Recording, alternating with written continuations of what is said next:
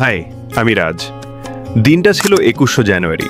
আবহাওয়াটা ছিল বেশ মেঘলা, তাই ভাবলাম সব বন্ধু মিলে একটু মাছ ধরতে যাওয়া যাক।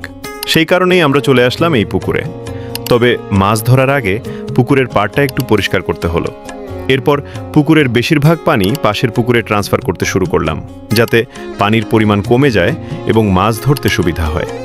সব কিছু পরিকল্পনা অনুযায়ী চলছিল, কিন্তু এত পরিশ্রম করার পরও একটা মাছেরও দেখা পেলাম না। প্রথমে জাল ফেললাম, তারপর হাতে ধরারও চেষ্টা করলাম, কিন্তু কোনো লাভ হলো না। তাই আর সময় নষ্ট না করে লোকেশন পরিবর্তন করার সিদ্ধান্ত নিলাম। নতুন জায়গায় আসার পর দেখি কিছু মাছ ঘোরাঘুরি করছে। সুযোগ বুঝে দ্রুত জাল ফেললাম, আর অবশেষে দুটি মাছ পেয়ে গেলাম।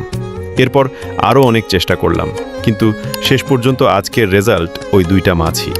তো বন্ধুরা, আজকের ভিডিও এখানেই শেষ। আশা করি ভিডিওটা তোমাদের ভালো লেগেছে।